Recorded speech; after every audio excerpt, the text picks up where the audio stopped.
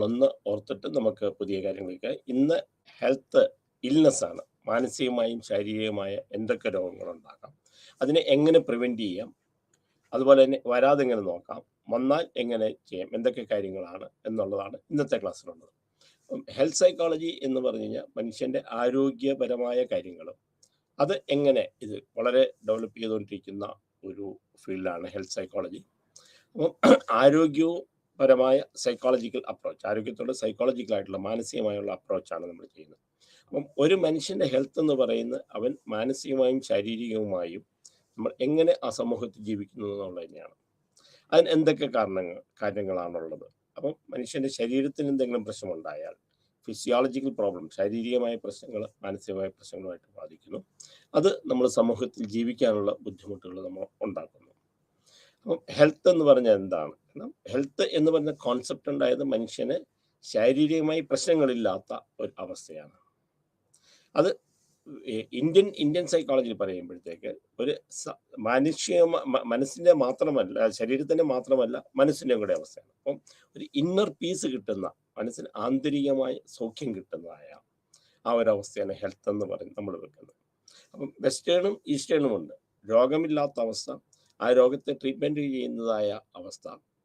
ഒരു രോഗം വന്നാൽ അതിനെ ട്രീറ്റ് ചെയ്ത് എങ്ങനെ രക്ഷപ്പെടുന്ന ശാസ്ത്രീയമായ വശങ്ങൾ ആണ് നമ്മൾ വെസ്റ്റേൺ എന്ന് പറയുന്നത്.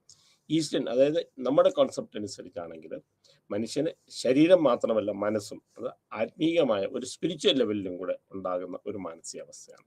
അപ്പം ശരീരത്തിൻ്റെ ഒരു ആരോഗ്യാവസ്ഥ എന്ന് പറഞ്ഞാൽ ശരീരം മാത്രമല്ല, അതുപോലെ തന്നെ മനസ്സും ഇന്നർ പീസും കൂടെ എത്തുന്ന ഒരവസ്ഥയാണ്. അപ്പം സ്പിരിച്വൽ ലെവലിലും കൂടെ ഉൾക്കൊണ്ടുകൊണ്ടാണ് നമ്മുടെ ഒരു ഇന്ത്യൻ അല്ലെങ്കിൽ പൗരസ്ത്യമായ നമ്മുടെ ഹെൽത്ത് എന്ന് പറഞ്ഞിരിക്കുന്നത്.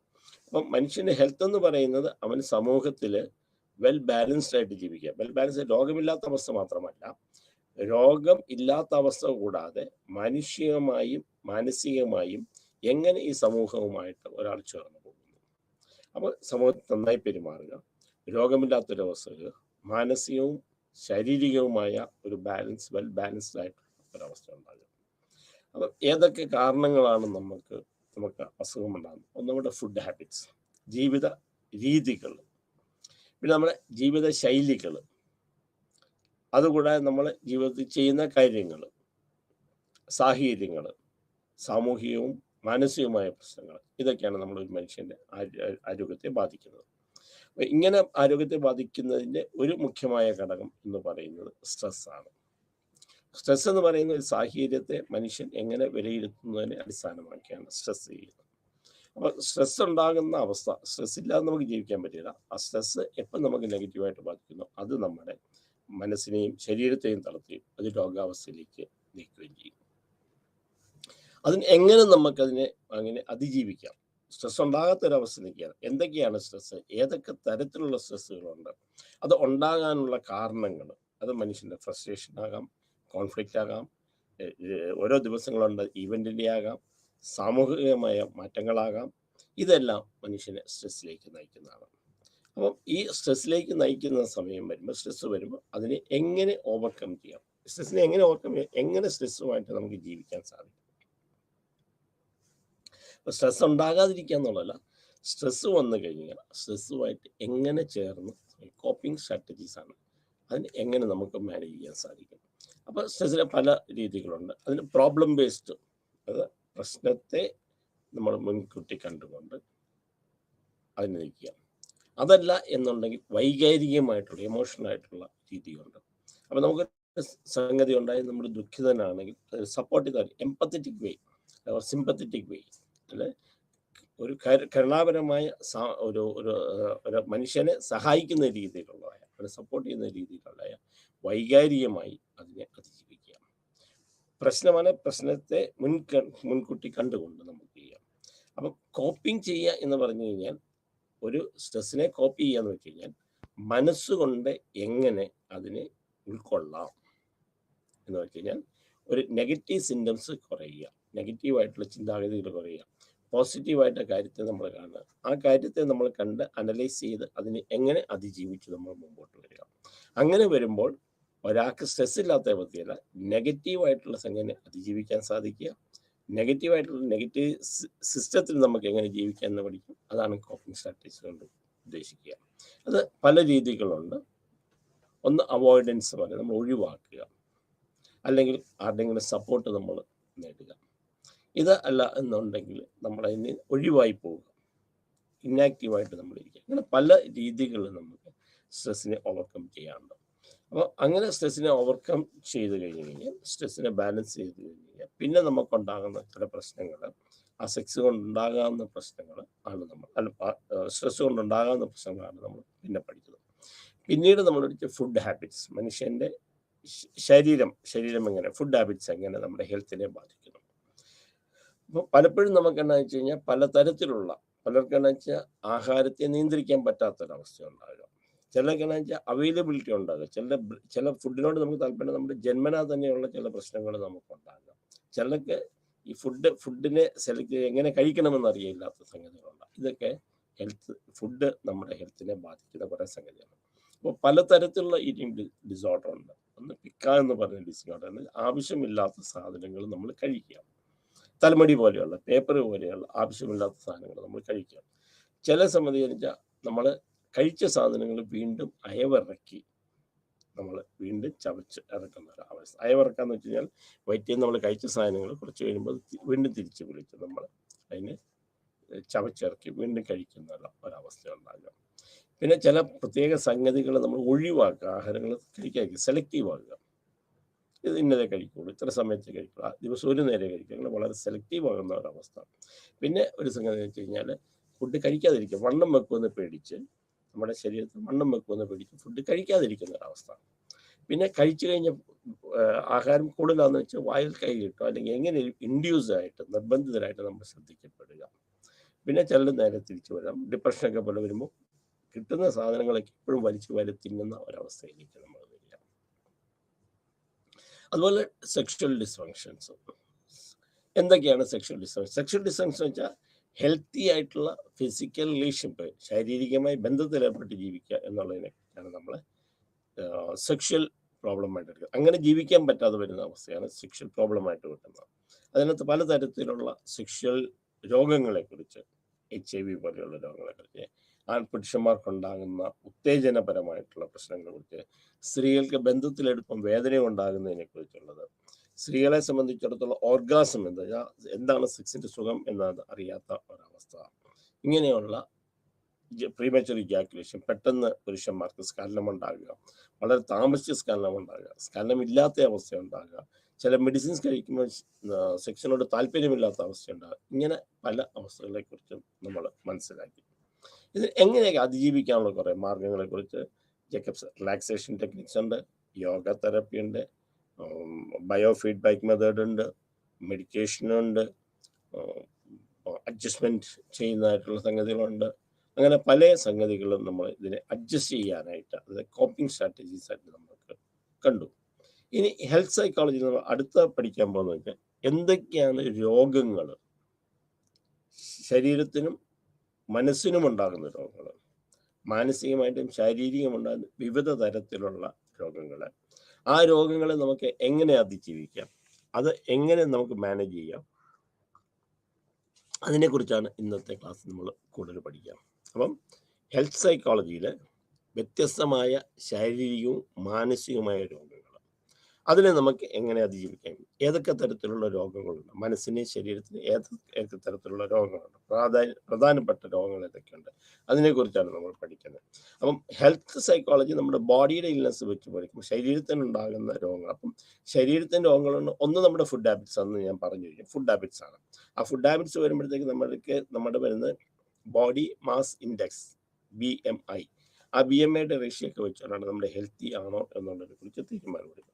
ഇവിടെ നമുക്ക് വ്യത്യസ്തമായ മാനസിക രോഗങ്ങളെ കുറിച്ചാണ്, ശാരീരിക രോഗങ്ങളെ കുറിച്ച്. ആദ്യം അതിനകത്ത് പെയിനാണ്, വേദനകൾ. അപ്പം സൈക്കോസോമാറ്റിക് ഡിസോർഡറിലാണ് നമ്മൾ ഇതിനെപ്പറ്റി. സൈക്കോസോമാറ്റിക് ഡിസോർഡർ എന്ന് വെച്ചാൽ ശരീരത്തിനും മനസ്സിനും ഉണ്ടാകുന്ന പെയിൻ, വേദനകൾ പോലുള്ള ഒരു അവസ്ഥയാണ് നമ്മൾ പറയുന്നത്. ഇതിനകത്ത് ആദ്യം അക്യൂട്ട് ആൻഡ് ക്രോണിക് പെയിൻ ആണ്. അക്യൂട്ട് പെയിൻ എന്ന് പറഞ്ഞു കഴിഞ്ഞാൽ ഒരു ചെറിയ ടെമ്പററി ആയിട്ട് പെട്ടെന്ന് വരിക, കുറച്ച് സമയത്തേക്ക് നമ്മൾ വരിക. അല്ലെങ്കിൽ കുറച്ച് നാൾ അത് നിൽക്കുക. ഒരു 6 മാസം കഴിയുമ്പോഴത്തേക്ക് അത് ഇല്ലാതിരിക്കുക. ഇതാണ് അക്യൂട്ട് പെയിൻ എന്ന് പറയുന്നത്. അക്യൂട്ട് പെയിൻ എന്ന് പറയുന്നത് വേദന നമുക്ക് വരിക, വന്നു കഴിഞ്ഞ് കഴിഞ്ഞാൽ ഇടയ്ക്കിടയ്ക്ക് ഡിസ്ക് പെയിൻ ടെമ്പററി ബേസ്, ഇപ്പം വന്നു, അത് കഴിഞ്ഞ് കുറച്ച് കഴിയുമ്പോൾ പോയി, അത് കഴിഞ്ഞ് കുറച്ച് കഴിയുമ്പോൾ, അങ്ങനെ 6 മാസമായിട്ട് നമുക്ക് അങ്ങനെ വന്നും പോയിരിക്കുന്ന അല്ലെങ്കിൽ ഇടയ്ക്കിടയ്ക്ക് ഉണ്ടാകുന്ന വേദനകളാണ് അക്യൂട്ട്. ക്രോണിക് എന്ന് പറയുന്നത് ലോങ്ങർ ഡ്യൂറേഷൻ ആയിരിക്കണം. അതായത് വന്നു പോവുകയല്ല, ഈവൻ ആ ഒരു 6 മാസം കഴിഞ്ഞാലും നമ്മുടെ ശരീരത്തിൽ തന്നെ ഉണ്ട് നമുക്ക് വേദന. 5-6 മാസമായിട്ട് കഴിഞ്ഞ 5-6 മാസമായിട്ട് ഞാൻ വേദന അനുഭവിച്ചുകൊണ്ടിരിക്കുകയാണ്. അങ്ങനെ പറഞ്ഞ ആ വേദനയെ നമ്മൾ പറയുന്നത് ക്രോണിക് എന്നാണ്. അക്യൂട്ട് എന്ന് പറഞ്ഞു കഴിഞ്ഞാൽ 6 മാസത്തിൽ താഴെയായിരിക്കും, അത് ഇടയ്ക്കിടയ്ക്ക് വന്നു പോകും. അപ്പോൾ ഇങ്ങനെയുള്ള 2 തരത്തിലുള്ള പെയിനാണ് നമുക്ക് ഫിസിക്കൽ ഇൽനെസ്സിനകത്ത് ആദ്യം നമ്മൾ കാണുന്നത്. അതിനകത്ത് ക്രോണിക് പെയിൻ എന്ന് പറയുന്നത് ഒന്ന് റെക്കറൻറ്റ് പെയിൻ, കഴിഞ്ഞ 6 മാസം കഴിഞ്ഞിട്ടും ഇടയ്ക്കിടയ്ക്ക് വന്നുകൊണ്ടിരിക്കുക. കൈക്ക് വേദന വരിക, കാല് വേദന വരിക, റൊമാറ്റിക്, അത് വാദം പോലുള്ള സംഗതി വരിക, അങ്ങനെയുള്ളതാണ് ക്രോണിക് റെക്കറൻറ്റ് പെയിൻ എന്ന് പറയുന്നത്. പിന്നെ ക്രോണിക് ഇൻട്രാക്റ്റബിൾ പെയിൻ, ഇടയ്ക്കിടയ്ക്ക് വന്നു പോവുക. നടുവേദന, ഉദാഹരണത്തിന് നടുവേദന ഇടയ്ക്ക് വരിക, അത് പോവുക, പിന്നെ വരിക, നമുക്ക് നടക്കാൻ പറ്റാതെ വരിക, ഇരിക്കാൻ പറ്റാതെ വരിക, ഇതാണ് ഇൻട്രാക്റ്റബിൾ പെയിൻ എന്ന് നമ്മൾ പറയുന്നത്.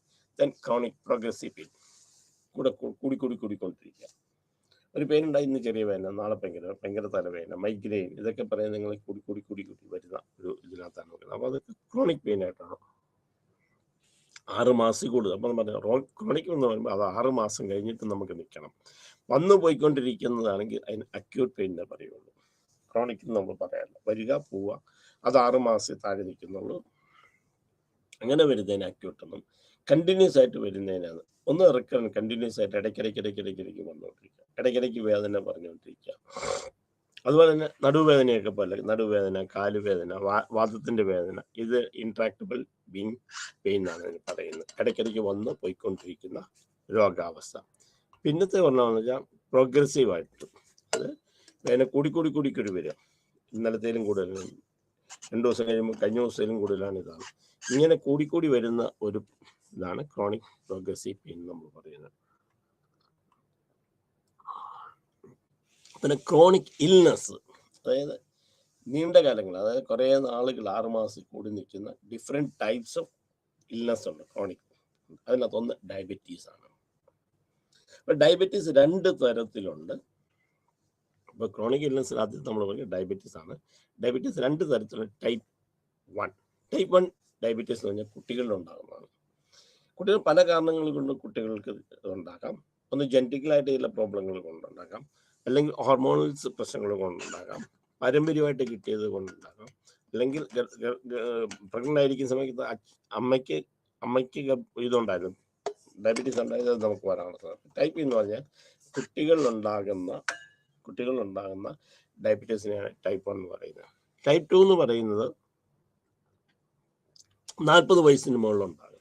രണ്ടിൻ്റെ 2 ട്രീറ്റ്മെൻറ്റ്, 2 തരത്തിലുള്ള, രണ്ടും ഡയബറ്റീസ് ആണെങ്കിലും 2 തരത്തിലുള്ള ട്രീറ്റ്മെൻറ്റാണ് നമ്മൾ എടുക്കുന്നത്.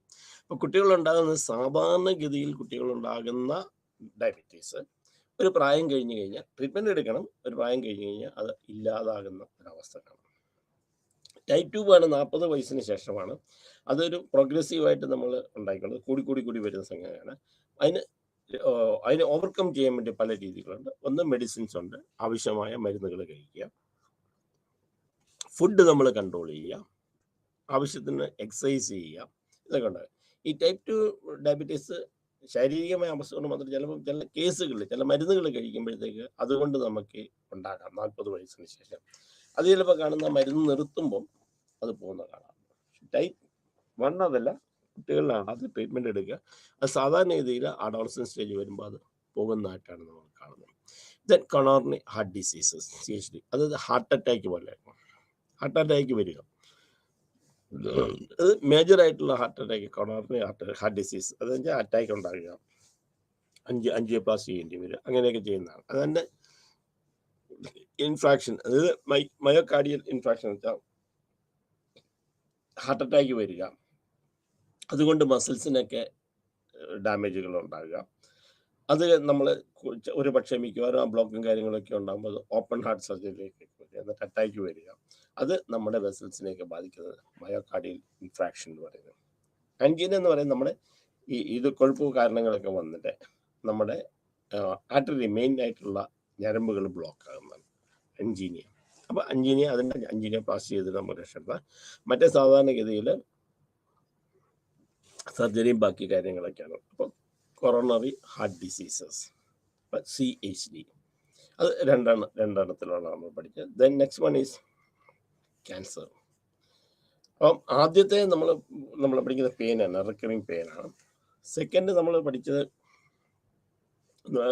ഹാർട്ടിനുള്ളതാണ്. ദെൻ ക്യാൻസർ പലതരത്തിലുള്ള ക്യാൻസർ ഉണ്ട്. അപ്പം സ്കിന്നിലും ഉണ്ടാകുന്ന അതിൻ്റെ പുറത്ത് ബാക്കിയുള്ള കാര്യങ്ങൾ കാർസിനോമ എന്ന് പറയുന്ന ക്യാൻസർ അത് അത്ര സീരിയസ് ആയിട്ട് നമുക്ക് വരാറുള്ളത്, അത് ബാധിക്കുക, ഡെവലപ്പ് ചെയ്യുക, അങ്ങനെയുള്ള ചെയ്യുന്ന സംഗതികളല്ല. Second is melanomas. Third one is lymphomas. ലിംഫ്സിനെയൊക്കെ ബാധിക്കുന്നതാണ്. മറ്റേ മെലനോമാസ് എന്ന് പറയുന്നത് സ്കിന്നിനെ മാത്രമേ, സ്കിന്നിൻ്റെ കളറ് മാറും, അത്ര ഡേഞ്ചർ ആയിട്ടുള്ളതല്ല. നമ്മൾ പറയുന്നത് രണ്ടാമത്തെ അത് സ്കിന്നിൻ്റെ മുകളിൽ വരുന്നതാണ്, സ്കിന്നിൻ്റെ പുറത്ത് വരിക, അത് കണ്ടിന്യൂസ് ആയിട്ട് വരിക, സോഫ്റ്റ് ആയിട്ടുള്ള സ്കിന്നിൻ്റെ മുകളിൽ വരിക, പ്രൈവറ്റ് പാർട്ടിലൊക്കെ വരിക, അതത്ര ഡേഞ്ചർ അല്ല. ലുക്കീമിയാസ് എന്ന് പറയുന്നത് നമ്മൾ ബ്ലഡിലും ബോണുകളിലും ഉണ്ടാകുന്ന ഒരു ക്യാൻസർ ആണത്. അപ്പം വേറെ പലതരത്തിലുള്ള ക്യാൻസറുകളുണ്ട്. നമ്മൾ വരുമ്പോൾ അതിന് മെയിനായിട്ട് തിരിക്കുന്നത് ബ്രസ്റ്റ് ക്യാൻസർ ഉണ്ട്, വയറ്റിലുള്ളതുണ്ട്, ബ്രെയിൻ ക്യാൻസർ ഉണ്ട്, വായിലുണ്ടാകുന്ന ക്യാൻസർ, അങ്ങനെ പലതരത്തിലുള്ള ക്യാൻസറുണ്ട്. മെയിനായിട്ടുള്ള ക്യാൻസർ രീതിയെക്കുറിച്ചാണ് നമ്മൾ ഇതിൽ പ്രതിപാദിക്കുക. പിന്നെ acute immune deficiency syndrome, AIDS. ഇത് സാധാരണഗതിയിൽ സെക്ഷൽ ട്രാൻസ്മിഷനിലൂടെയാണ് വരുന്നത്, ശാരീരികമായി ബന്ധപ്പെടുന്നതിലൂടെയാണ് എയ്ഡ്സ് വരുന്നത്.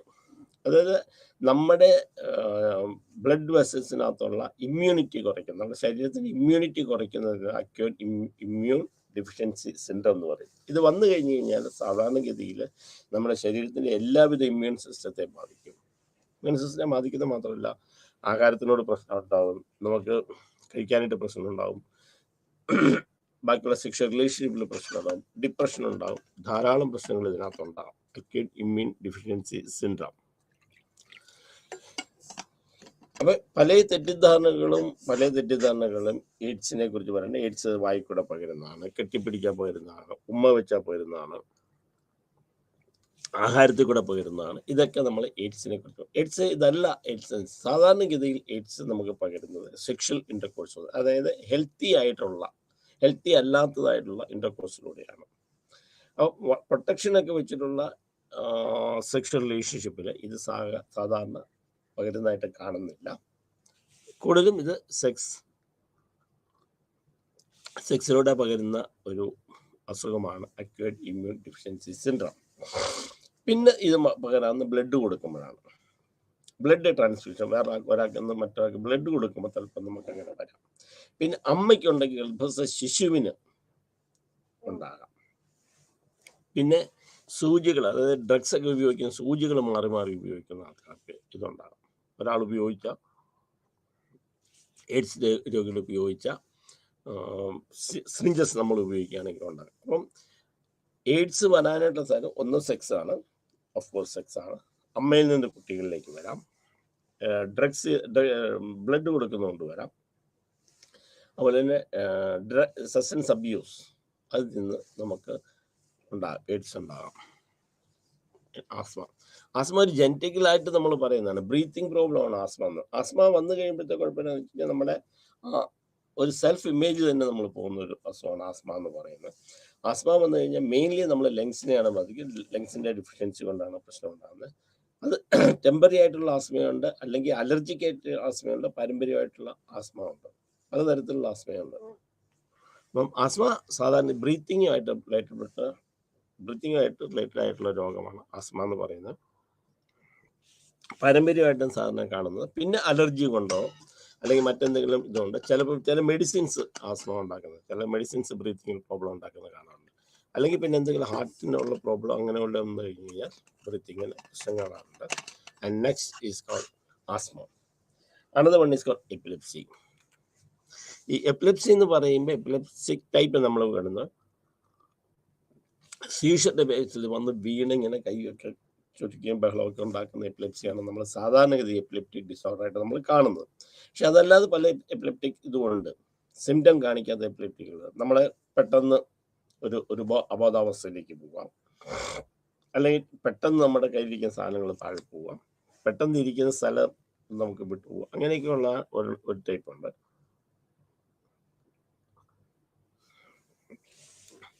പിന്നത് എന്ന് പറഞ്ഞു കഴിഞ്ഞാൽ സൂഡോ എപ്പിലെപ്സി ഉണ്ട്. അതായത് ഇടയ്ക്കിടയ്ക്ക് ഇങ്ങനെ വീഴുക. അത് സൈക്കോളജിക്കലാണ്, അത് വേറെ പ്രശ്നങ്ങളൊന്നുമില്ല, സീഷറൊന്നും ഉണ്ടാവില്ല, വെറുതെ ഇങ്ങനെ വീഴുക.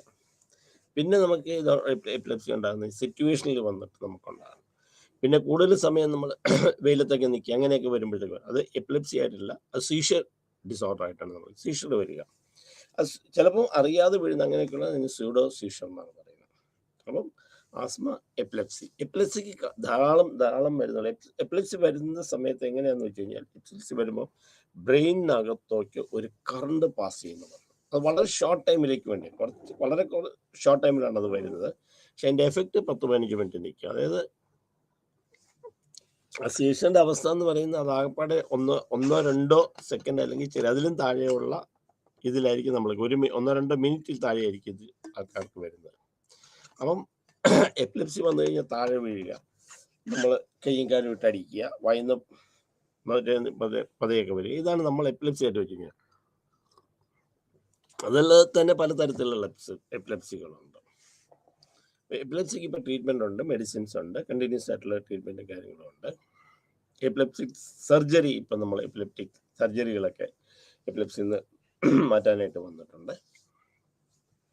അപ്പം ഇതാണ് എപ്പിലെപ്സി. ഇതാണ് മെയിൻ ആയിട്ടുള്ള physical illness, cancer, then acute immunity syndrome, asthma, epileptic.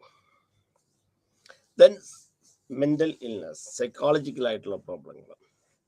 Mental illness എന്ന് പറയുമ്പോൾ എന്തൊക്കെയാണ്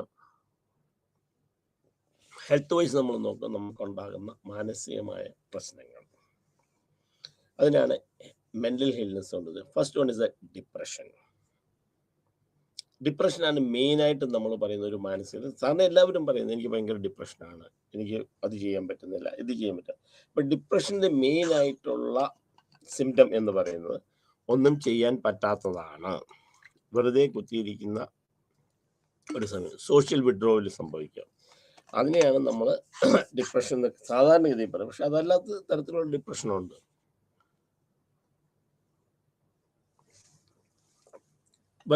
നല്ലപോലെ കാശ് ചിലവാക്കുന്നുണ്ട്, ചിരിക്കുന്നുണ്ട്, അജിറ്റേഷൻ വരുന്ന ഡിപ്രഷനുണ്ട്, അഗ്രസീവ് ആകുന്നുള്ള ഡിപ്രഷൻസ് ഉണ്ട്, കണ്ണാൻ ഓടി നടക്കുന്നുണ്ട്, അങ്ങനെയൊക്കെയുള്ള ഡിപ്രഷൻ. അപ്പോൾ ഡിപ്രഷൻ എന്ന് പറയുന്നത് നമ്മൾ കേൾക്കുമ്പോൾ, ഡിപ്രഷൻ എന്ന് കേൾക്കുമ്പോൾ എല്ലാവരും പറയുന്നത് അയാൾ മിണ്ടാതിരിക്കുന്നുണ്ട്, അയാൾ ആൾക്കാരുമായിട്ട് ചേരാതിരിക്കണം, അയാൾക്കൊന്നും ചെയ്യാൻ പറ്റാതെ വരണം. അത് വേറെ ടൈപ്പാണ് നമ്മൾ, that is called major depression.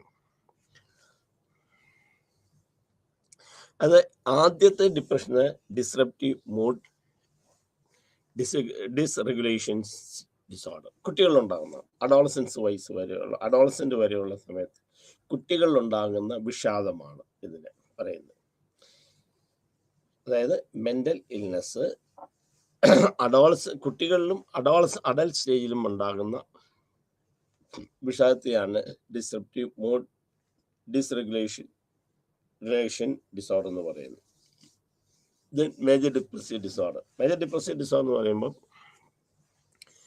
കണ്ടമാനം വിഷാദം ഉണ്ടാവും, ഒന്നും ചെയ്യാതിരിക്കാൻ തോന്നുക, മുറിയിൽ നിന്ന് പുറത്തിറങ്ങാതിരിക്കാൻ തോന്നുക, ജീവിക്കേണ്ടെന്ന് തോന്നുക, സൂയിസൈഡ് ടെൻഡൻസി തോന്നുക, അങ്ങനെയൊക്കെ ഉണ്ടാകുന്ന ഒരെണ്ണമാണ് മേജർ ഡിപ്രസീവ് ഡിസോർഡർ എന്ന് പറയുന്നത്. ഭയങ്കരമായ ഒരു മാനസിക വിഷാദത്തിലേക്ക്, അങ്ങനെയുള്ള ആൾക്കാരാണ് സാധാരണഗതിയിൽ പുറത്തിറങ്ങാൻ പഠിക്കുക, എന്തെങ്കിലും ചെയ്യാൻ പഠിക്കുക, ആൾക്കാരെ കണ്ടാൽ ഇഷ്ടപ്പെടാതെ വരിക, ദേഷ്യം പെട്ടെന്ന് വരിക, അങ്ങനെയൊക്കെയുള്ള ആൾക്കാരാണ് ഡിപ്രസീവ് ഡിസോർഡറുള്ള ആൾക്കാർ. പിന്നെ പെർസിസ്റ്റന്റ് ഡിപ്രസീവ് ഡിസോർഡർ, ഡിസീമിയ, അതായത് ഇതാണ് ശരിക്കും നമ്മളുള്ള വിഷാദം എന്ന് പറയുന്നത്. നമുക്കൊന്നും ചെയ്യാൻ പറ്റാതെ വരിക, എല്ലാം ബർത്ത്ലെസ് ആയിട്ട് തോന്നും, ഒന്നിനും ഒരു വിലയില്ലെന്ന് തോന്നുക, ജീവിക്കേണ്ടെന്ന് തോന്നുക, മെല്ലെ പുറത്തേക്ക് ഇറങ്ങാതിരിക്കുക, ആൾക്കാരെ കാണാതിരിക്കുക, അങ്ങനെയൊക്കെയുള്ളതാണ് പെർസിസ്റ്റന്റ് ഡിപ്രസീവ് ഡിസോർഡർ, ഡിസ്തീമിയ എന്ന് നമ്മൾ പറയുന്നത്. ലേറ്റസ്റ്റ് അതിൻ്റെ എന്ന് പറയുന്നത് പെർസിസ്റ്റന്റ് ഡിപ്രസീവ് ഡിസോർഡർ. പിന്നെ premenstrual dysphoric disorder, pre menstrual എന്ന് വെച്ചാൽ മെൻസസ് ഉണ്ടാകുന്നതിന് തൊട്ട് മുമ്പ് പെൺകുട്ടികൾക്കുണ്ടാകുന്ന പ്രശ്നത്തെയാണ് പ്രീ മെൻസുറൽ ഡിസോറിക് ഡിസോർഡർ എന്ന് പറയുന്നത്. അതായത് PDD. ഇത് രണ്ട് തരത്തിലുണ്ട്. നമ്മൾ പറയും പ്രീ മെൻസുറൽ PMS ആണ് നമ്മൾ പറയുന്നത്, പ്രീ മെൻസുറൽ ഡിസോർഡർ ആയിട്ട് നമ്മൾ. അത് പീരീഡ്സ് ആകുന്ന പെൺകുട്ടികൾക്ക് പീരീഡ്സ് ആകുന്ന സമയത്ത് പീരീഡ്സ് അതിനോട് അനുബന്ധിച്ച് ഉണ്ടാകുന്ന പ്രശ്നങ്ങളാണ്, മാനസികമായ പ്രശ്നങ്ങളാണ്. അപ്പം ചിലർക്ക് ആങ്സൈറ്റി ഉണ്ടാക്കാം, ചിലർക്ക് ഡിപ്രഷൻ ഉണ്ടാക്കാം, ചിലർക്ക് ഇരുന്ന് കരയുന്നതാകാം, ചിലർക്കൊന്നും ചെയ്യാതിരിക്കാനാകാം, എന്ത് വേണമെങ്കിലും. അത് പീരീഡ്സോട് ചേർന്ന് വരുന്ന സംഗതി. പല റീസൺസും അതിനുണ്ടാകാം. Depressive disorder due to other medical conditions എന്ന് വെച്ചാൽ ഡിപ്രസീവ് ഏതെങ്കിലും മെഡിക്കൽ കണ്ടീഷൻ കൊണ്ട് എന്തെങ്കിലും, ഇപ്പോൾ എക്സാമ്പിൾ കോവിഡ് വരിക, കോവിഡ് വന്നിട്ട് ഒത്തിരി പേർക്ക് പിന്നെ ഡിപ്രഷൻ കഴിയും, കോവിഡ് കഴിഞ്ഞിട്ട് ഡിപ്രഷൻ വരുന്നുണ്ട്. അതിന് നമ്മൾ പറയുന്നത് റിയാക്റ്റീവ് ഡിപ്രഷൻ എന്ന് പറയുന്നത്.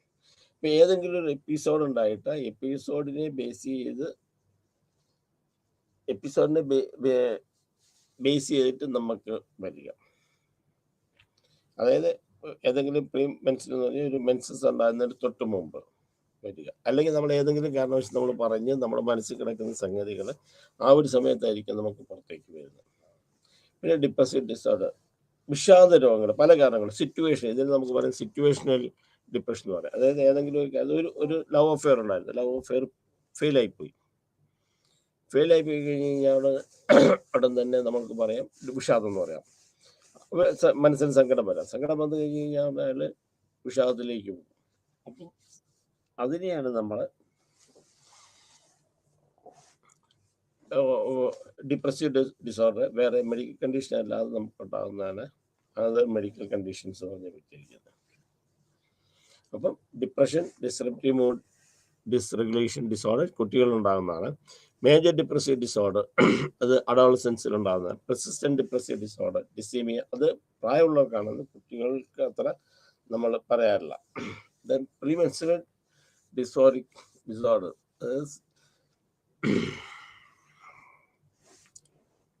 മെൻസസ് തുടങ്ങുന്നതിന് തൊട്ട് മുമ്പ് അല്ലെ മെൻസസിനോട് കൂടി തന്നെ പെൺകുട്ടികൾ ഉണ്ടാകുന്ന ഡിപ്രഷനാണ് ഇത്. Then next one is depressive disorder due to other medical conditions.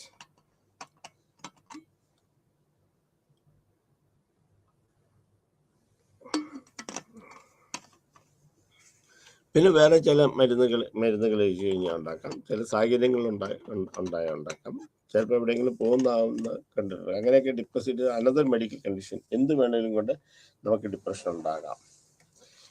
Natural calamities ആകാം, താൽക്കാലികം ഉണ്ടാകുന്ന കോൾ സെറ്റിങ്സ് ഉണ്ടാകാം, വേറെ കാര്യങ്ങൾ നടക്കാത്തതാകാം. ഇങ്ങനെയൊക്കെ വരുമ്പോഴത്തേക്കാണ് depressive disorder due to another medical conditions വരുന്നത്. ആങ്സൈറ്റി, ഡിപ്രഷൻ കഴിഞ്ഞ് ആങ്സൈറ്റിയാണ്. ആങ്സൈറ്റി എന്ന് പറഞ്ഞൊരു സെപ്പറേഷൻ ആങ്സൈറ്റി ഡിസോർഡർ, അതായത് ആരെങ്കിലുമായിട്ട് ചേർന്ന് നിന്നിട്ട് പിരിയാൻ ഉണ്ടാകുന്ന ഒരു മാനസികമായ അവസ്ഥ, അതാണ് സെപ്പറേഷൻ ആങ്സൈറ്റി. സാധാരണ ഇത് കുട്ടികളിൽ നമുക്ക് കാണാമല്ലോ, കൊച്ചു കുട്ടികളിൽ സ്കൂളിൽ പോകാനായിട്ടുള്ളത്. കൊച്ചു കുട്ടികളിൽ സ്കൂളിൽ പോകാനായിട്ടുള്ളത്, അവർക്ക് സ്കൂളിൽ പോകാനായിട്ട് നമുക്ക് പറ്റില്ല, അപ്പം അമ്മയെ വിട്ടു പോകാനായിട്ടുള്ള, ചിലപ്പോൾ വീട്ടിലൊരു കൊച്ചു വാവ ഉണ്ടായിരിക്കാം, ആ വാവയെ വിട്ടിട്ട് പോകാനുള്ള ഒരു ഇത്. അപ്പോൾ ഒരു അനിയനോ അനിയത്തിയോ ഉണ്ടാകുമെങ്കിൽ അതിനെയൊക്കെ വിട്ടിട്ട് പോകാനുണ്ടാകുന്ന ഇത്. അല്ലെങ്കിൽ അച്ഛനെയും അമ്മയും, പ്രായപൂർത്തിയായിട്ട് അച്ഛനെയും അമ്മയും വിട്ട് പുറത്തു പോകാൻ ഇഷ്ടമല്ലാതെ മാനസികമായ പ്രശ്നങ്ങൾ ഉണ്ടായിട്ട് ജീവിക്കുന്ന ആൾക്കാരുണ്ട്. ദരിദ്ര separation anxiety disorder. Selective mutism, ഇത് സാധാരണ ഇത് കുട്ടികളുണ്ടാകുന്നതാണ്. സെലക്റ്റീവ് മ്യൂട്ടിസം എന്ന് പറഞ്ഞു കഴിഞ്ഞാൽ അവർക്ക് ഡിപ്രഷൻ ഉണ്ടാകും, മിണ്ടാതിരിക്കും, പല കുട്ടികൾ ആംഗ്യങ്ങൾ കാണിക്കും, ഒച്ചപോയതായിട്ട് കാണിക്കും, കുറേ ബഹളം ഉണ്ടാക്കും. അങ്ങനെയാണ് കുട്ടികൾ കാണിക്കുക. അതേപോലെ തന്നെ സെലക്റ്റീവായിട്ട് ചില സംഗതികൾ കുട്ടികൾ മിണ്ടാതെ ആകുക, അനങ്ങാതിരിക്കുക, ചില വാക്കുകൾ പറയാൻ പറ്റാതിരിക്കും, ചില വാക്കുകൾക്ക് തപ്പൽ കയറുക, that is selective mutism. Then panic disorder. Panic disorder എന്ന് പറയുന്നത് സൈക്കോളജിക്കലും ഫിസിയോളജിക്കലും ആയിട്ട് അത് അഫക്റ്റ് ചെയ്യുന്നതാണ്. എന്തെങ്കിലും ഒരു ഇൻസിഡന്റ് ഉണ്ടാകുമ്പോൾ അത് നമ്മുടെ ആങ്സൈറ്റി കൂട്ടുക, ആങ്സൈറ്റി പോലുള്ള സംഗതികൾ കൂട്ടുക, അത് നമ്മുടെ പ്രവൃത്തിയിൽ ബാധിക്കുക, ബിഹേവിയർ ബാധിക്കുക, ഒന്നും ചെയ്യാതിരിക്കാനൊക്കെ വരിക. അത് കുറച്ച് ചെറിയ ഡ്യൂറേഷനായിരിക്കും സംഭവിക്കുക, അല്ലെങ്കിൽ ഈവൻറ്റിലായിരിക്കും സംഭവിക്കുക. എന്തെങ്കിലും സംഭവിക്കും, ആ ഈവൻറ്റിൻ്റെ കൂട്ടത്തിലായിരിക്കും അത് സംഭവിക്കുക. അപ്പോൾ ഇതാണ് പാനിക് ആങ്സൈറ്റി ഡിസോർഡർ. അഗ്രോഫോബിയ എന്ന് വെച്ച് കഴിഞ്ഞാൽ 2 രീതിയിലുണ്ട്. ഒരു ഓപ്പൺ സ്പേസിൽ നമ്മൾ നിൽക്കുന്ന സമയത്ത്, അല്ലെങ്കിൽ കുറേ ആൾക്കാർ കൂടുന്ന സമയത്ത് അവരെ നമുക്ക് ഫേസ് ചെയ്യാൻ പറ്റാതിരിക്കാം. അല്ലെങ്കിൽ നമ്മൾ തുറന്ന സ്ഥലത്ത് നമ്മൾ നിൽക്കുമ്പോൾ നമുക്ക് അതിന് ബുദ്ധിമുട്ടുണ്ടാകാം. That is agoraphobia. Then specific വ്യക്തി, നമ്മൾ പ്രത്യേക സാഹചര്യങ്ങളോട് നമുക്ക് ഒരു വ്യക്തിയോട്, ഒരു പൂച്ചയോട്, ഒരു സാഹചര്യത്തിനോട് അങ്ങനെയൊക്കെ ഉണ്ടാകുന്നതായ ഫോബിയാസ്, പേടി പോലുള്ളത്, അത് സ്പെസിഫിക് ഫോബിയാണ്. Then social anxiety disorder, social phobia, it's called social phobia. എന്നുവെച്ചാൽ സമൂഹത്തിലുള്ള കാര്യങ്ങൾ ചേരാനും എടുക്കാനും പിടിക്കാനും പറ്റാത്തതാണ് social anxiety disorder, social phobia എന്ന് പറയുന്നത്. ദെൻ ജനറലൈസ് ആങ്സൈറ്റി ഡിസോർഡർ, പൊതുവായിട്ടുള്ള എല്ലാ കാര്യത്തിലും നമ്മൾ പറയുന്ന ഒരു കോമൺ ആയിട്ട് കുറേ കാര്യങ്ങൾ അതിനകത്തുണ്ടാകും. അതാണ് ജനറലൈസ്ഡ് ആങ്സൈറ്റി ഡിസോർഡർ എന്ന് പറയുന്നത്. അപ്പോൾ ആങ്സൈറ്റി ഡിസോർഡർ പലതരത്തിലുണ്ട്. Separation anxiety disorder, selective mutism. Selective mutism ചില കാര്യങ്ങൾ നമ്മൾ കേട്ടിട്ടുണ്ടാൻ പറ്റാത്തത്, കൂടുതലും കൊച്ചുകുട്ടികളാണ് നമുക്ക് കാണുന്നത് selective mutism. Then panic disorder, agoraphobia, specific phobia, social anxiety disorder and generalized anxiety disorder. Substance induced anxiety disorder, substance misuse, actually induced substance ഉണ്ടാകുന്നതാണ്. സബ്സ്റ്റൻസ് മിസ്യൂസ് ചെയ്യുമ്പോൾ അത് ഇൻഡ്യൂസ് ഉണ്ടാക്കുന്ന ആങ്സൈറ്റി ഉണ്ട്, മാനസികമായ അസുഖങ്ങളുണ്ട്. അപ്പം ഏതെങ്കിലും സബ്സ്റ്റൻസ് ഉപയോഗിച്ചിട്ട് ഏതെങ്കിലും നമ്മളെ മർജുവാന ഉപയോഗിക്കാം, LSD ഉപയോഗിക്കാം, ഈവൻ നമ്മൾ കിട്ടുന്ന സ്ലീപ്പിംഗ് പിൽസുകൾ നമ്മൾ ഉപയോഗിക്കാം. ഇതൊക്കെയാണ് സബ്സ്റ്റൻസ് അബ്യൂസ് എന്ന് പറയുന്നത്. അത് കൊണ്ടുണ്ടാകുന്ന anxiety disorder. Then psychosomatic disorder. Psychosomatic disorder എന്ന് പറഞ്ഞാൽ നമ്മൾ മാനസികമായ അസുഖം കൊണ്ട് ശരീരത്തിന് നേരിടുന്നത്. ശരീരത്തിൽ അങ്ങനെ ഒരു പ്രത്യേക ഒരു രോഗമുണ്ടായിരിക്കില്ല. പക്ഷെ ഒരാൾ പറയും, ഇപ്പം എനിക്ക് കിട്ടിയൊരു കേസ് എന്ന് വെച്ച് കഴിഞ്ഞാൽ പുള്ളിക്കാരി വെറുതെ കിടക്കുക, 3 മാസമായിട്ട് പുള്ളിക്കാരി കട്ടിലിൽ ദേഹം മുഴുവൻ തളർന്നു പോയി എന്ന് പറഞ്ഞുകൊണ്ട് കിടക്കുകയാണ്. എന്നിട്ട് നമ്മളതിനെ ട്രീറ്റ് ചെയ്ത് നമ്മൾ പുറത്തു കൊണ്ട്, അപ്പം അത് സൊമാറ്റിക്കാണ്. ചിലർ പറയും എനിക്ക് കൈക്ക് വേദന, കാല് വേദന, അത് ചെയ്യാൻ വയ്യ, നടക്കാൻ വയ്യ. ചിലപ്പോൾ ഒരു കുട്ടികൾ നമ്മളിരിക്കും പഠിക്കാൻ പറഞ്ഞാൽ എനിക്ക് തലവേദനയാണ്, ഭയങ്കര തലവേദനയാണ്, ചെയ്യാൻ പറ്റില്ല എന്ന് പറയാം. അപ്പം somatic symptom disorder, illness anxiety disorder. Anxiety ഡിസോർഡറിനെ കുറിച്ച് പറഞ്ഞിരുന്നു. എങ്ങനെയാണ് ആങ്സൈറ്റി, എന്താണ് ആങ്സൈറ്റി എന്ന് പറഞ്ഞ് എങ്ങനെയാണത് ഉണ്ടാകുന്നത്, അല്ലെങ്കിൽ എങ്ങനെയാണത് വേഴ്സൺ ചെയ്യുന്നത് എന്നുള്ളത് പറഞ്ഞിരുന്നു. ഇനി കൺവേർഷൻ ഡിസോർഡർ. ഈ കൺവേർഷൻ ഡിസോർഡർ എന്ന് പറയുമ്പോൾ functional neurological symptom disorder, mainly ആയിട്ട് ന്യൂറോളജിക്കൽ പ്രോബ്ലമായിട്ടാണ് നമ്മളതിനെ കണക്കാക്കുന്നത്. Conversion disorder. സൈക്കോസൊമാറ്റിക് ഡിസോർഡറിനകത്ത് സോമാറ്റിക് സിംറ്റം ഡിസോർഡർ ഉണ്ട്, illness anxiety disorder, conversion disorder, psychological factors affecting other medical condition. എന്തൊക്കെയാണ് മാനസികമായ അസുഖങ്ങൾ ഇതിനെ ബാധിക്കുക?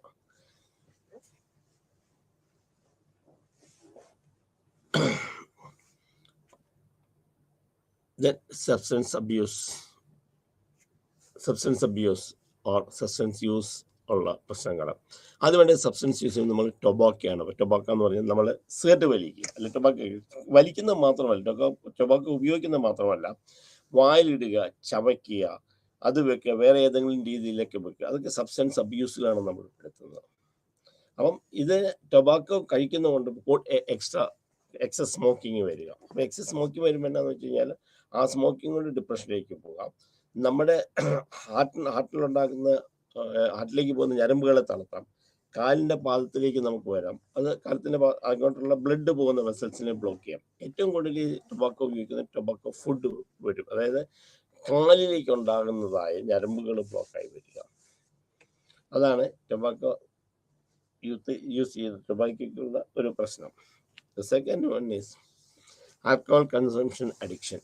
അപ്പോൾ ഈ ആൽക്കഹോൾ കൺസംഷൻ അഡിക്ഷൻ എന്ന് പറയുമ്പോൾ ഏത് ലെവലിലാണ് ആൽക്കഹോൾ അഡിക്ഷൻ എന്ന് നമ്മൾ പറയുക. എല്ലാ കുട്ടികളും പറയാറുള്ള എല്ലാ ദിവസവും വെള്ളം അടിക്കുന്ന ആൾക്കാർ ആൽക്കഹോളിക്കാണ്, അല്ലെങ്കിൽ അടിച്ച് ബോധം കെട്ട് വീഴുന്നവരെ വെള്ളം അടിക്കുക, അത് ആള് ആൽക്കഹോളിസിയാണ്. പക്ഷെ ആൽക്കഹോളിസം എന്ന് നമ്മൾ പറയുന്നത് എല്ലാ ദിവസവും 2 എണ്ണം കഴിക്കുന്ന ആൾക്കാരെയോ അല്ലെങ്കിൽ 365 ദിവസം 2 എണ്ണം കഴിക്കുന്ന ആൾക്കാരെയോ അല്ല ആൽക്കഹോളിക് എന്ന് പറയുന്നത്. ആൽക്കഹോൾ കഴിച്ചു കഴിഞ്ഞ് കഴിഞ്ഞാൽ ലെവല് കെടുന്ന അത്രയും വരെ കഴിക്കാനുള്ള ടെൻഡൻസി ആയിട്ടുണ്ടാവും. അപ്പോൾ ആൽക്കഹോൾ കഴിക്കുക, ആൽക്കഹോളിക് കൺസംഷൻ ഉണ്ടാകുക. ആൽക്കഹോളിക് കൺസംഷൻ വരുമ്പോഴത്തേക്ക് ആ സബ്സ്റ്റൻസ് കുറച്ച് ഡിലൂഷൻസ് ഉണ്ടാകും, ഹാലുസിനേഷൻസ് ആകും, ചിലപ്പോൾ ബ്ലാക്ക് ഔട്ട് ഉണ്ടാകും. വെള്ളം അടിച്ചു കഴിഞ്ഞിട്ട് അടിക്കുന്നത് വരെ നമുക്ക് ഓർമ്മ ഉണ്ടാകും, പിന്നെ കഴിഞ്ഞ പിറ്റേ ദിവസം രാവിലെ ഓർമ്മ ഉണ്ടാവില്ല. പൈസ എവിടെ വെച്ചെന്ന് ഓർമ്മ ഉണ്ടാവില്ല, സാധനങ്ങൾ എവിടെ വെച്ചെന്ന് ഉണ്ടാവില്ല, എന്തെങ്കിലും വാങ്ങിച്ചു പോയോ എന്നുള്ളത് എല്ലാവർക്കും അറിയാൻ പറ്റിയില്ല. കാരണം ഇതാണ് ആൽക്കഹോളിക് കൺസംഷൻ അഡിക്ഷൻ. അഡിക്ഷൻ എന്ന് പറയുമ്പോൾ വെറുതെ ആൽക്കഹോൾ അടിച്ചത് കൊണ്ട് അയാളെ അഡിക്റ്റ് എന്ന് പറയുകയില്ല. ഈ ആൽക്കഹോൾ കൺസംഷൻ അഡിക്ഷൻ എന്ന് പറഞ്ഞാൽ, അഡിക്റ്റ് എന്ന് പറയുന്നത് ഒരാൾ വെള്ളം തൊട്ട് കഴിഞ്ഞ് കഴിഞ്ഞാൽ, അത് കുടിക്കാൻ തുടങ്ങി കഴിഞ്ഞ് കഴിഞ്ഞാൽ ബോധം കെടുന്നത് വരെ അയാൾ കഴിക്കണം. അതാണ് നമ്മൾ ആൽക്കഹോൾ അഡിക്ഷൻ എന്ന് പറയുന്നത്. അല്ലെങ്കിൽ മറ്റേ സോഷ്യൽ റെഗുലർ ആൽക്കഹോളിക് കൺസ്യൂം ചെയ്യുന്ന ആളെന്നേ പറയുള്ളൂ. റെഗുലറായിട്ട് എല്ലാ ദിവസവും 2 എണ്ണം, എല്ലാ ദിവസവും 3 എണ്ണം അടിക്കുന്നത്, വേറെ പ്രശ്നങ്ങളൊന്നുമില്ല, വീട്ടിൽ പോകുന്നു, അങ്ങനെ ഇരിക്കുന്ന ആൾക്കാരെ നമ്മൾ പറയുന്നത് ആൽക്കഹോളിക് അഡിക്ഷൻ എന്ന് പറയാ കൺസ്യൂഷൻ എന്നേ പറയുള്ളൂ. അഡിക്ഷൻ എന്ന് പറഞ്ഞു കഴിഞ്ഞാൽ വൺസ് യു ടച്ച് നിങ്ങൾക്ക് രക്ഷപ്പെടാൻ പറ്റാതെ വരും, കണ്ടമാനം വേണ്ടി വരിക, അതാണ് ആൽക്കഹോൾ കൺസംഷൻ.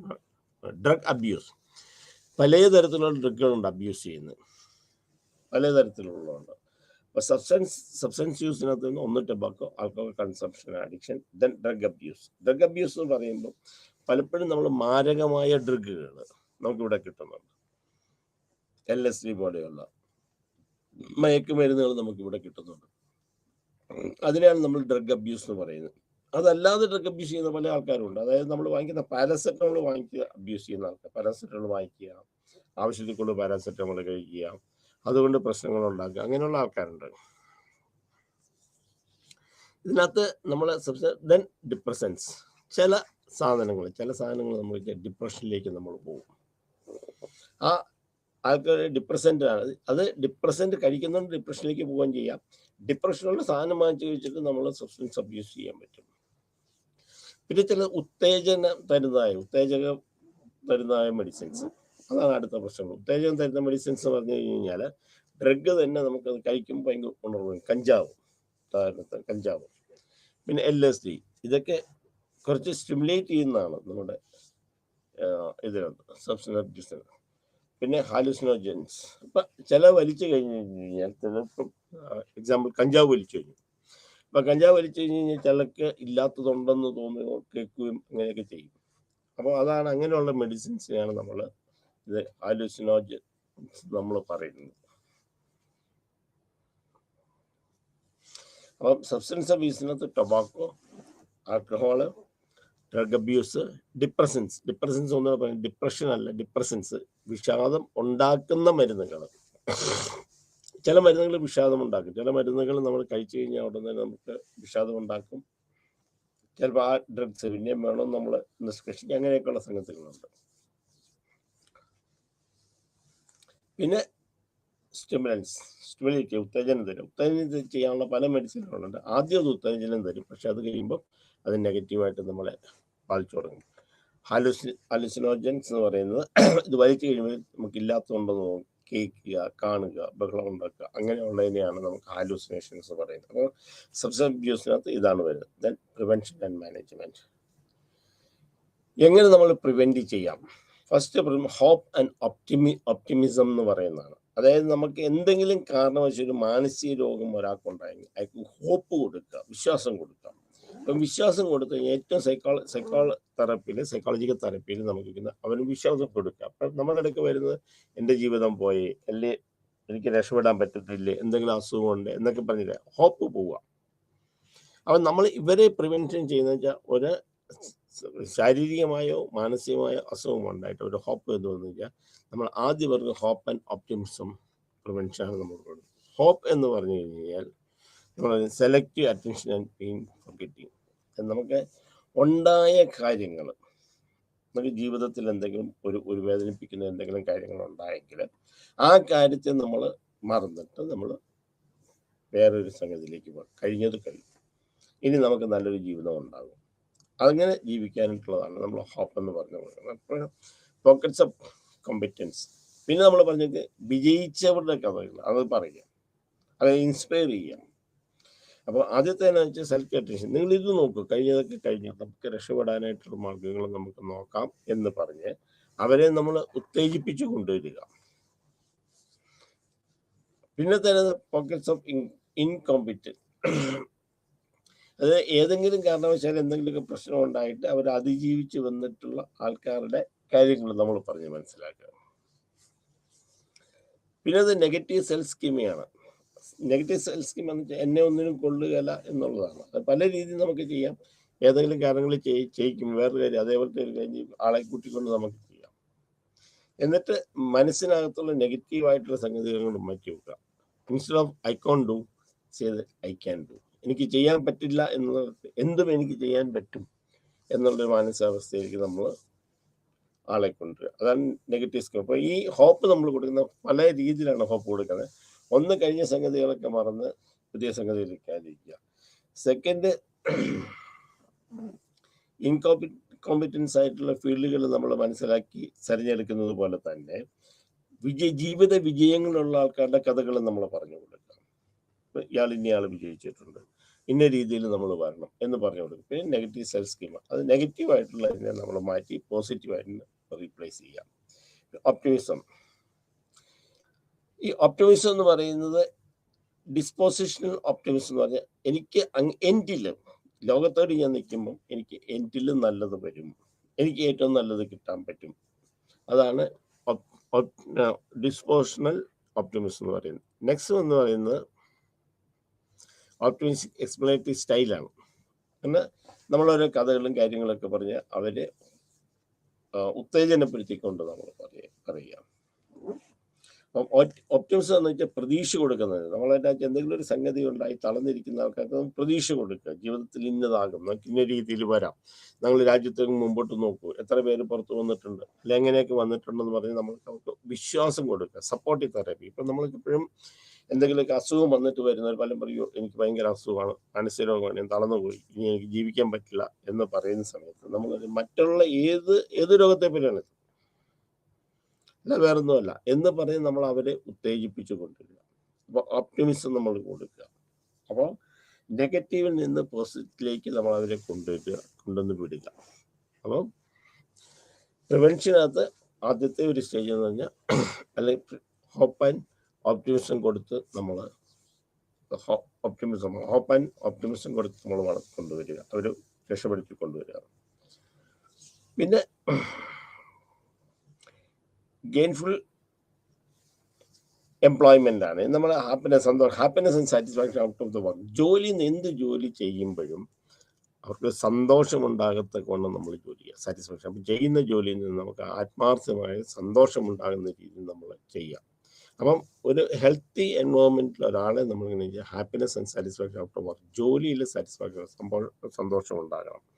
ആ ഹാപ്പിനെസ് ഉണ്ടാകുക, ഹാപ്പിനെസ് സന്തോഷം മാത്രമുണ്ട്, അതുകൊണ്ട് നമുക്ക് മാനസിക സംതൃപ്തിയും എത്തണം. സന്തോഷം മാത്രം കിട്ടിക്കൊണ്ട് കാര്യമില്ല. ഒരു വർക്ക് പ്ലേസിൽ അവർ ജോലി ചെയ്യുമ്പോൾ ആ ജോലിയിലേക്ക് നമുക്ക് അവർ ഇൻട്രസ്റ്റ് വരുത്തുക. ആ ജോലിയിൽ ഇൻട്രസ്റ്റ് ചെയ്താൽ മാത്രമല്ല, അവർക്ക് കിട്ടുന്ന റിന്യൂമറേഷൻ, നമുക്ക് കിട്ടുന്ന സാമ്പത്തികമൊക്കെ കൊണ്ട് അവർക്ക് ഹാപ്പിനെസ് ഉണ്ടാകണം. Second, positive engagement. എപ്പോഴും നല്ലത് വരും എന്ന് വെച്ചുകൊണ്ടിരിക്കുക.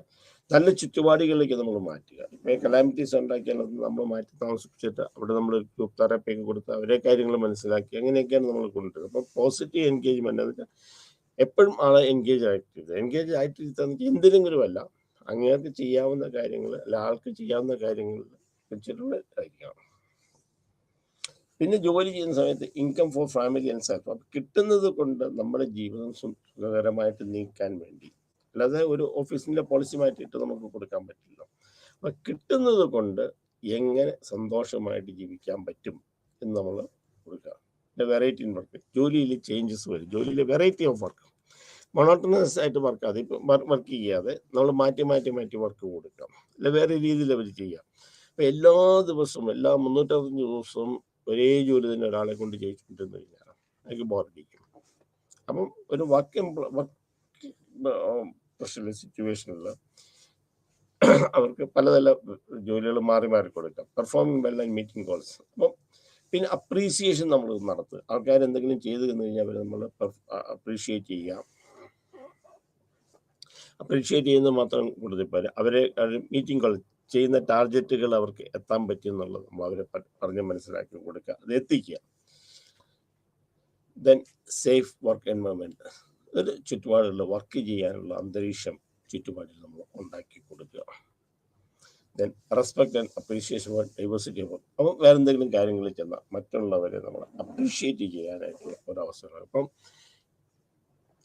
ഗെയിൻഫുൾ എംപ്ലോയ്മെൻറ്റ് ജോലി നന്നാക്കണമെങ്കിൽ അത് ഹാപ്പിനെസ്സും സാറ്റിസ്ഫാക്ഷനും ആയിട്ട് വർക്ക് ചെയ്യുന്ന ജോലിയിൽ നിന്ന് സന്തോഷവും അതിനൊരു പൂർത്തീകരണ സ്വഭാവവും ഉണ്ടായിരിക്കണം. പോസിറ്റീവായിട്ട് എപ്പോഴും ആൾക്കാരെ പോസിറ്റീവായിട്ട് ആ വർക്ക് പ്ലേസിൽ എൻഗേജ് ചെയ്യുക. കിട്ടുന്നത് കൊണ്ട് ജീവിതം സുഖകരമായിട്ട് പോകാനുള്ള രീതി. Income four family and self.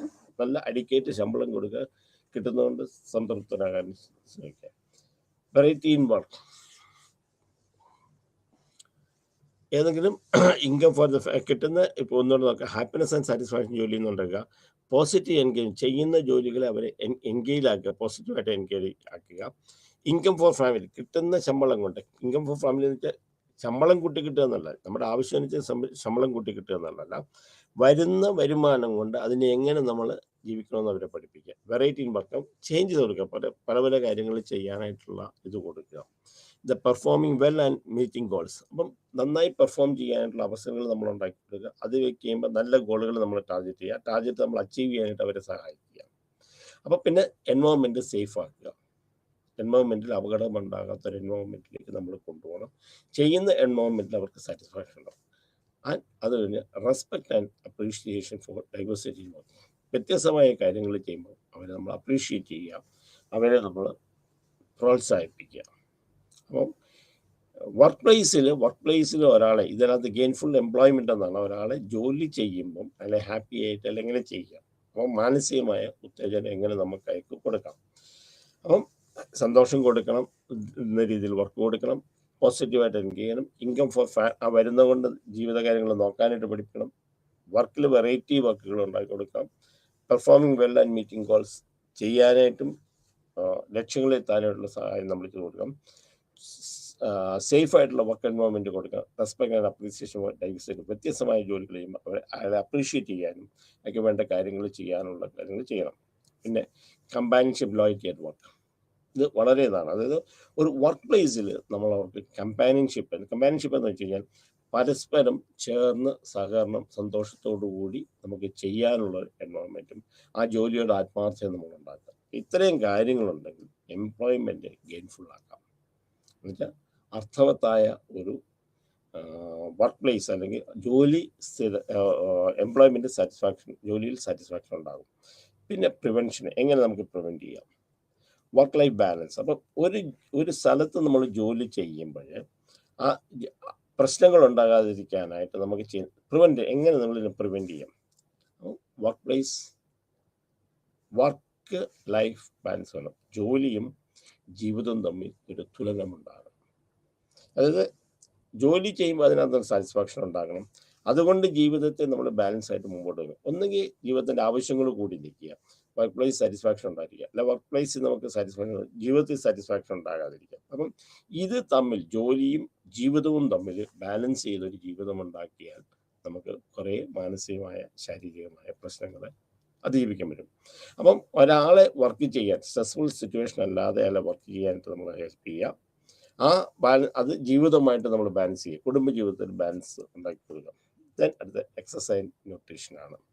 അപ്പം എപ്പോഴും നമ്മളെ പറ്റുന്നതെന്ന് വെച്ചാൽ ന്യൂട്രീഷൻ, ആവശ്യത്തിനുള്ളതായ ന്യൂട്രീഷൻ അടങ്ങിയ ഫുഡ് നമ്മൾ, അതായത് നമ്മുടെ ശരീരത്തിൽ നമുക്ക് വൈറ്റമിൻ വേണം, പ്രോട്ടീൻ വേണം,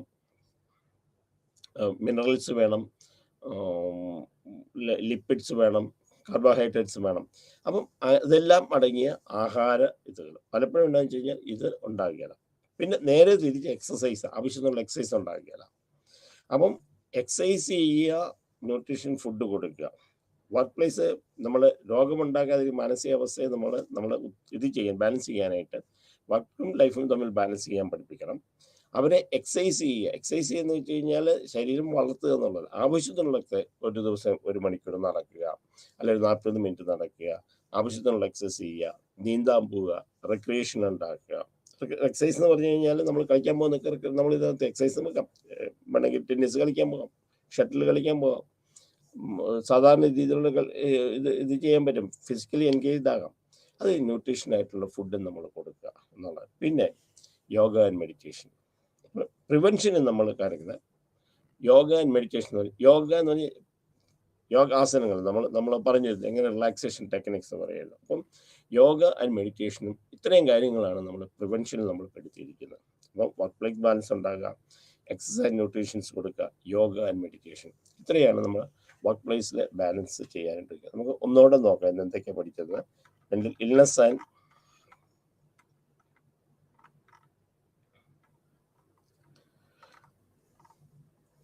ഫിസിക്കൽ ഇൽനെസ്സിനകത്ത് വരുമ്പോൾ നമുക്ക് അക്യൂട്ട് ആൻഡ് ക്രോണിക് പെയിൻസ് ഉണ്ടാകും. അക്യൂട്ട് പെയിൻ എന്ന് പറഞ്ഞു കഴിഞ്ഞാൽ കുറച്ച് വന്നിട്ട് ടെമ്പററി ബേസിസ് വരിക, 6 മാസത്തിനപ്പുറത്തേക്ക് നിൽക്കാൻ പോകുന്ന അക്യൂട്ട് പെയിൻ എന്ന് പറയുക.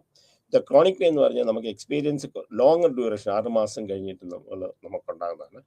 ക്രോണിക് പെയിനകത്ത് നമ്മൾ വിചാരിക്കുക റിക്കറൻറ്റ് പെയിൻ ഇടയ്ക്കിടയ്ക്ക് ഉണ്ടാകുന്ന വരാം. പിന്നെ നടുവേദന പോലെയുള്ള ക്രോണിക് പെയിൻ ഉണ്ടാകാം. പിന്നെ പ്രോഗ്രസീവ് കൂടിക്കൊണ്ടിരിക്കുന്ന പ്രോഗ്രസീവായിട്ടുള്ള പെയിനുകൾ ഉണ്ടാകും. ഇതാണ് ഫിസിക്കൽ ഇൽനെസ്സിനകത്ത് നമ്മൾ അക്യൂട്ട് ക്രോണിക് പെയിൻ. അടുത്തത് നമുക്ക് രോഗങ്ങളാണ്, ക്രോണിക് ഇൽനെസ് ആണ്.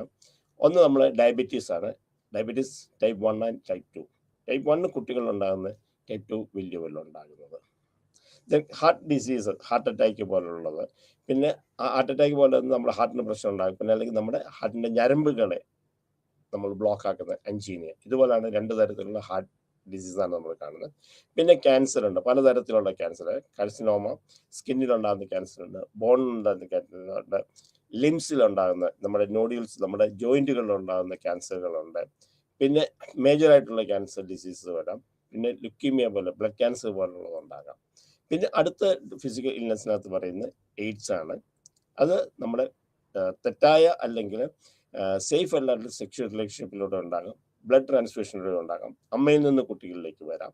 അങ്ങനെയാണ് എയ്ഡ്സ് സാധാരണ ഇത് പറയുന്നത്. പിന്നെ ആസ്മ, ഇത് ക്രോണിക് ആസ്മ ഉണ്ടാകാം, നമുക്ക് ജന്മന ഉണ്ടാകാം, അല്ലെങ്കിൽ ചുറ്റുപാടുകൾ കൊണ്ടുണ്ടാകാം. അങ്ങനെ ഉണ്ടാകുന്ന ആസ്മകൾ. പിന്നെ എപ്പിലെപ്സി സീഷറാണ്. പലതരത്തിലുള്ള എപ്പിലെപ്സി ഉണ്ട്. അതിനകത്ത് മേജറായിട്ട് നമ്മൾ പറയുന്ന എപ്പിലെപ്റ്റിക് സീഷറാണ്. ആ എപ്പിലെപ്റ്റിക് സീഷർ വരുമ്പോൾ തലച്ചോറിനകത്തൊരു കറണ്ട് പോലെ പാസ് ചെയ്യുക, അതുകൊണ്ട് നമ്മൾ ബോധം കെട്ട് വീഴുക. അങ്ങനെ വരുന്ന ഇതാണെങ്കിൽ അത് ചിലപ്പോൾ നമ്മുടെ ശരീരത്തെ മാത്രമല്ല ബുദ്ധിയെ, കുട്ടികൾക്കൊക്കെയാണ് ബുദ്ധിയെ വരെ ബാധിക്കാൻ പറ്റുന്ന പ്രശ്നങ്ങൾ എപ്പിലെപ്സി ഉണ്ട്. ദെൻ മെന്റൽ ഇൽനെസ്, പലതരത്തിലുള്ള മെന്റൽ ഇൽനെസ്. അതിനകത്ത് മെയിൻ ഡിപ്രഷനാണ്. ഡിപ്രഷൻ പലതരത്തിലുള്ള ഡിപ്രഷനുണ്ട്. അതായത് മാറി കുട്ടികളുണ്ടാകുന്ന ഡിപ്രഷനുണ്ട്. പിന്നെ മേജർ ഡിപ്രഷനുണ്ട്, അതായത് കൂടുതൽ നമ്മൾ ഇതായിട്ട് മേജർ ഡിപ്രഷനിലേക്ക് പോവുക. പിന്നെ പെർസിസ്റ്റന്റ് ഡിപ്രസീവ് ഡിസോർഡർ, അതായത് ഡിപ്രഷൻ മാത്രം ഉണ്ടാകുന്നത്. അപ്പോൾ മേജർ ഡിപ്രസീവ് ഡിസോർഡർ 2 തരത്തിലുണ്ട്. മാനിക്കും ഉണ്ട്, ഡിപ്രഷനുണ്ട്, അല്ലാത്ത ഡിപ്രഷനുണ്ട്. ദെൻ പെർസിസ്റ്റന്റ് ഡിപ്രസീവ് ഡിസോർഡർ ഡിസ്തീമിയ പോലെയാണ്. അത് സീരിയസ് ഇൽനെസ് ആയിട്ട് വരുന്നത്. അത് നേരത്തെ നമ്മൾ ഡിസ്തീമിയ എന്നാണ് പറയുന്നത്, ഇപ്പോൾ അത് പെർസിസ്റ്റന്റ് ഡിപ്രസീവ് ഡിസോർഡർ ആയിട്ട് നമ്മൾ നാമകരണം ചെയ്തിട്ടുണ്ട്. പിന്നെ പ്രീമെൻസ്ട്രൽ ഡിസ്ഫോബിക് ഡിസോർഡർ, പെൺകുട്ടികളാണ് ഉണ്ടാകുന്നത്. മെൻസസിനോട് അനുബന്ധിച്ച് ഉണ്ടാകുന്ന ഒരു പ്രശ്നമാണ്. പിന്നെ depressive due to another medical, എന്തെങ്കിലും മെഡിസിൻ കഴിക്കുന്നതുകൊണ്ട് ബാക്കിയുള്ളതുണ്ടാക്കാം, അല്ലെങ്കിൽ ശാരീരികമായ പ്രശ്നങ്ങളുണ്ടാകാം. അതാണ് depressive disorder due to another medical illness എന്ന് പറയുന്ന condition. Then mental illness, anxiety, പലതരത്തിലുള്ള ആങ്സൈറ്റി ഉണ്ട്. സെപ്പറേഷൻ ആങ്സൈറ്റി ഉണ്ട്. സെലക്റ്റീവ് മ്യൂട്ടേഷൻ, ഇത് കുട്ടികളുണ്ടാകുന്നതാണ്. സാധാരണ സെലക്റ്റീവ് ഒന്നും സംസാരിക്കാതിരിക്കുക, ഡിപ്രഷൻ വരുമ്പോൾ മ്യൂട്ടിസം ആകുക, മിണ്ടാതെ വെറുതെ നോക്കിക്കൊണ്ടിരിക്കുക. അത് സാധാരണ കുട്ടികളിലാണ് നമ്മൾ കാണുന്നത്. പിന്നെ പാനിക് ഡിസോർഡർ, പാനിക് അറ്റാക്കുകൾ ഏതെങ്കിലും ഒരു പ്രത്യേക സാഹചര്യങ്ങൾ വരുമ്പോൾ ഈ പാനിക് ഡിസോർഡർ ഉണ്ടാകുമ്പോൾ ഫിസിക്കലും മെൻ്റലും പ്രശ്നങ്ങളുണ്ടാകാം. സൈക്കാട്രിക് പ്രോബ്ലംസും സൈക്കോളജിക്കൽ പ്രോബ്ലംസും ഉണ്ടാകാം, ശരീരത്തിന് പെയിനും ഉണ്ടാകാം. പിന്നെ അഗ്രോഫോബിയ, അത് തുറന്ന സ്ഥലത്തുള്ളതാകാം, അല്ലെങ്കിൽ ഒരു സോഷ്യൽ സൊസൈറ്റിയിലേക്ക് എത്തുമുണ്ടാകുന്ന ഭയം ആകാം, അതിന് അഗ്രോഫോബിയ. ദെൻ സ്പെസിഫിക് ഫോബിയ, പ്രത്യേക ഏതെങ്കിലും സാധനത്തിനോട് സബ്സ്റ്റൻസിനോട് ഉണ്ടാകുന്ന ഫോബിയാണ് സ്പെസിഫിക് ഫോബിയ. പിന്നെ സൊസൈറ്റി, സോഷ്യൽ ഫോബിയ, സംസാരിക്കാൻ, സ്പീച്ചൊക്കെ പറയാനായിട്ട് പോവുക, ആരെങ്കിലും നേരിടാനായിട്ട് പറ്റുക, ആൾക്കാരെ ഇടപെടാനായിട്ടുള്ള, അതാണ് സോഷ്യൽ ആങ്സൈറ്റി ഡിസോർഡർ. മെയിനായിട്ട് നമ്മൾ സ്പീച്ചൊക്കെ പ്രസംഗിക്കാനൊക്കെ കയറുമ്പോൾ കാണുന്നതാണ് സോഷ്യൽ ആങ്സൈറ്റി ഡിസോർഡർ നമ്മൾ പറയുന്നത്. പിന്നെ ജനറലൈസ് ആങ്സൈറ്റി ഡിസോർഡർ, കോമൺ ആയിട്ട് കുറേ ഉണ്ടാകുന്ന കുറേ ജനറലൈസ് ആങ്സൈറ്റി, എല്ലാത്തിനോടും പേടിയുണ്ടാകുക, വണ്ടിയിൽ കയറാൻ പേടിയുണ്ടാകുക, എന്തെങ്കിലും ചെയ്യാൻ പേടിയുണ്ടാകുക, 2-3 കാര്യങ്ങളോട് ഒരുമിച്ച് പേടിയുണ്ട്, അത് ജനറലൈസ് ആങ്സൈറ്റി ഡിസോർഡർ. എനിക്ക് രോഗമുണ്ടാകും എന്നുള്ള പേടി, അങ്ങനെയൊക്കെ വരാം. പിന്നെ സബ്സ്റ്റൻസ് ഇൻഡ്യൂസ് ആങ്സൈറ്റി, ഏതെങ്കിലും മെഡിസിൻ കഴിച്ചിട്ട് അല്ലെങ്കിൽ എന്തെങ്കിലും ഡ്രഗ്സ് കഴിച്ചിട്ടുണ്ടാകുന്ന സബ്സ്റ്റൻസ് ഇൻഡ്യൂസ് ആങ്സൈറ്റി ഡിസോർഡർ എന്ന് പറയുന്നത്. ദെൻ നമ്മൾ പറയുന്നത് സൊമാറ്റിക് സിംറ്റംസ് ഡിസോർഡർ. സൊമാറ്റിക് ഡിസം കൂടുതലും വേദനകൾ ഉണ്ടാകുക, അതായത് കൈകാലിക വേദന ഉണ്ടാകുക, ശരീരത്തിന് വേദന ഉണ്ടാകുക, വയറ്റുവേദന ഉണ്ടാകുക, തലവേദന ഉണ്ടാകുക, എന്തെങ്കിലും പ്രശ്നം വേദനകളോട് സൊമാറ്റിക് സിംറ്റം ഡിസോർഡർ. പിന്നെ ഇൽനസ് ആങ്സൈറ്റി, എനിക്ക് എന്തെങ്കിലും രോഗം വരുമെന്നുള്ള പേടി, രോഗിയാകുമെന്നുള്ള പേടിയാണ് ഇൽനസ് ആങ്സൈറ്റി ഡിസോർഡർ. പിന്നെ കൺവേർഷൻ ഡിസോർഡർ, അത് ന്യൂറോളജിക്ക്, അതായത് എനിക്ക് എന്തെങ്കിലും ഞരമ്പിൻ്റെ എന്തെങ്കിലും പ്രശ്നം ഉണ്ടാകുക, അല്ലെങ്കിൽ ബോധം കെട്ടി വീഴുക, അത് നെർവ്സിനെ ബാധിക്കുന്നതാണ് ന്യൂറോളജിക്കൽ സിംറ്റംസ് ഡിസോർഡർ നമ്മൾ പറയുന്നത്. Then psychological factors affecting other medical condition, മറ്റ് മാനസികമായ പ്രശ്നങ്ങൾ ഉണ്ടാകുമ്പോൾ അതുകൊണ്ടുണ്ടാക്കുന്നതാണ് സൈക്കോളജിക്കൽ ഫാക്ടേഴ്സ് അഫക്റ്റിംഗ് മെഡിക്കൽ. എന്തെങ്കിലും മരുന്നൊക്കെ കഴിക്കുമ്പോൾ അങ്ങനെ ഉണ്ടാകുന്നതാണ് സൈക്കോളജിക്കൽ ഫാക്ടേഴ്സ്. പിന്നെ എനിക്ക് എന്തെങ്കിലും രോഗമുണ്ട്, ഫിസിറ്റീഷ്യസ് ഡിസോർഡർ, എനിക്ക് രോഗമുണ്ട് എന്നുള്ള പേടി, എനിക്ക് എന്തെങ്കിലും രോഗം വരും, ഞാനൊരു മേജർ രോഗത്തിന് അടിമയാണ് എന്നുള്ളതാണ് അടുത്ത കണ്ടീഷൻ വരുന്നത്. പിന്നെ സബ്സ്റ്റൻസ് അബ്യൂസ്, ഏതൊക്കെയാണ്? ടൊബാക്കോ, ആൽക്കഹോൾ കൺസംഷൻ എപ്പോഴും വെക്കുക. ആൽക്കഹോളിന് അഡിക്റ്റ് ആകുന്ന ഒരു കണ്ടീഷൻ വരുമ്പോഴാണ് നമ്മൾ രോഗമായിട്ട് വെക്കുന്നത്. അതുകൊണ്ട് ഏത് തരത്തിലുള്ളതും ആൽക്കഹോൾ, പലർക്കും പല രീതിയിലാണ് ആൽക്കഹോളിക് കൺസംഷൻ കൊണ്ട് പ്രശ്നങ്ങൾ ഉണ്ടാകുന്നത്. പിന്നെ ഡ്രഗ് അബ്യൂസ്, മരുന്നുകളുണ്ട്, LSD പോലെയുള്ള, അല്ലെങ്കിൽ മർജുവാന പോലെയുള്ള, അല്ലെങ്കിൽ നമ്മൾ കഴിക്കുന്ന ഡ്രഗ്സുകൾ അതുകൊണ്ടുണ്ടാകുന്നതായ, അല്ലെങ്കിൽ സ്ലീപ്പിംഗ് പിൽസ് അതുപോലുള്ള കഴിക്കുന്ന ഡ്രഗ് അബ്യൂസുകൾ കൊണ്ടുണ്ടാകാം. പിന്നെ ഡിപ്രസൻസ്, ആൻറ്റി ഡിപ്രസൻസ് നമ്മൾ കഴിക്കുന്നതുകൊണ്ട് ഉണ്ടാകാം.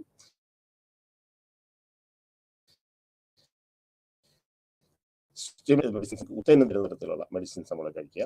പിന്നെ ഹാലൂസിനേഷൻ, ചിലത് കഴിച്ചു കഴിഞ്ഞാൽ നമുക്ക് ഹാലൂസിനേഷൻ പോലെയുള്ള അസുഖങ്ങൾ ഉണ്ടാകും, അങ്ങനെയുള്ള മെഡിസിൻസ് ഉണ്ട്. പിന്നെ എങ്ങനെ ഇത് പ്രിവെന്റ് ചെയ്യാം? ഫസ്റ്റ് ഹോപ്പ് കൊടുക്കുക, വിശ്വാസം കൊടുക്കുക, എങ്ങനെ ഇതിൽ നിന്ന് രക്ഷപ്പെടാം. ഒരു ഹോപ്പ് കൊടുത്തിട്ട് നമ്മൾ രക്ഷപ്പെടുന്നതാകാം. അതിൻ്റെ മനസ്സിൽ നിന്നുള്ള നെഗറ്റീവ് ചിന്തകളൊക്കെ മാറ്റി നമ്മൾ രക്ഷപ്പെടുമെന്നുള്ള വിശ്വാസം കൊടുത്ത് നമ്മൾ മുമ്പോട്ട് കൊണ്ടുപോകാം. പിന്നെ ഓപ്റ്റിമിസം, നല്ലത് സംഭവിക്കും എന്നുള്ള നമ്മൾ രീതിയിൽ കൊടുക്കുക.